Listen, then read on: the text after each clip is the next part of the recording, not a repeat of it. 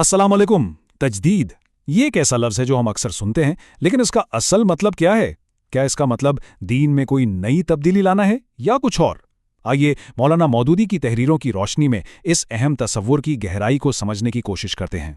तो सबसे पहला और सबसे बड़ा सवाल तो यही जहन में आता है ना कि अगर इस्लाम एक मुकम्मल और कामिल दीन है तो फिर इसे बार बार ताज़ा करने या इसकी तजदीद करने की ज़रूरत ही क्यों पेश आती है?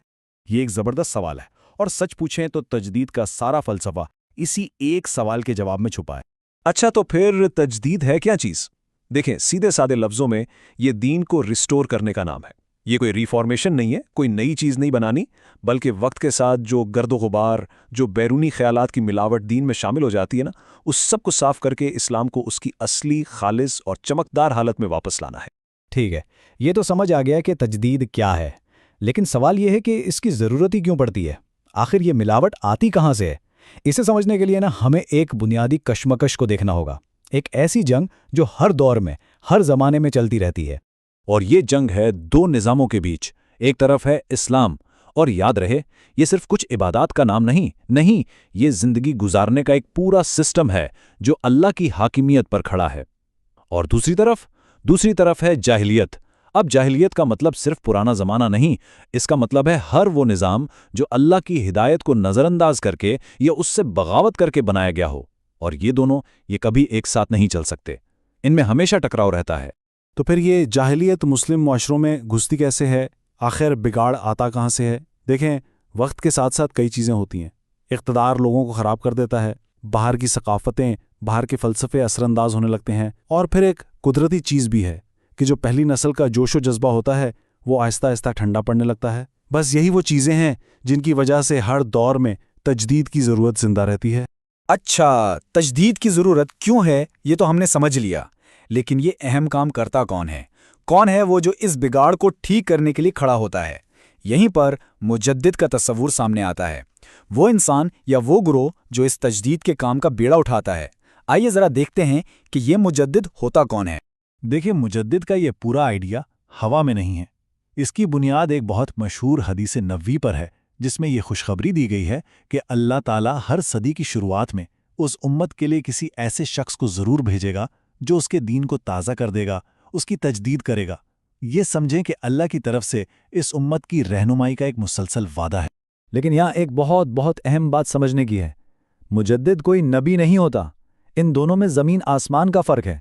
नबी को इल्म बराह रास्त अल्लाह से वही के ज़रिए मिलता है और वो हर गलती से पाक होता है।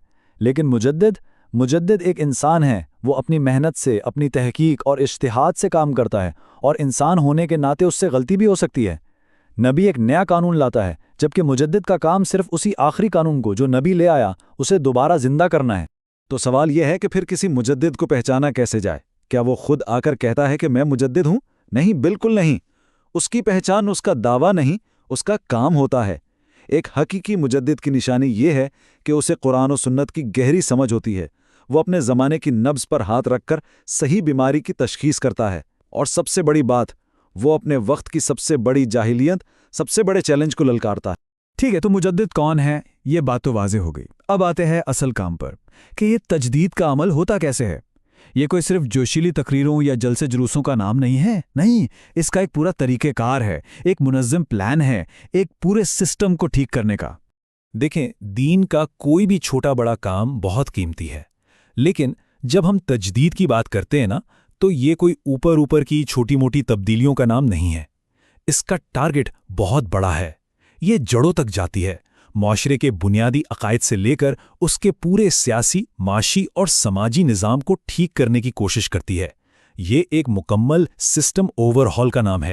और ये काम आम तौर पर दो हिस्सों में होता है। पहला हिस्सा है तनकीदी काम, यानी पहले तो ये तशख़ीस करना कि खराबी है कहाँ। माशरे में जो गलत नज़रियात, जो गुमराहियां फैल गई हैं, उनको दलाइल के साथ बेनकाब करना। और फिर आता है दूसरा और ज़्यादा अहम हिस्सा, तामीरी काम, यानी सिर्फ ये नहीं कहना कि ये गलत है, बल्कि ये भी बताना कि सही क्या है। एक मुकम्मल काबिल अमल इस्लामी मुतबादिल पेश करना, और फिर उसे ज़मीन पर कायम करने के लिए जिद्दोजहद करना। अब हम आते हैं आखिरी और शायद सबसे अहम सवाल की तरफ। इस सारी मेहनत, इस सारी जिद्दोजहद का असल मकसद क्या है? हम इसकी कामयाबी को कैसे नापेंगे? क्या कामयाबी का मतलब सिर्फ ये है कि हुकूमत मिल जाए?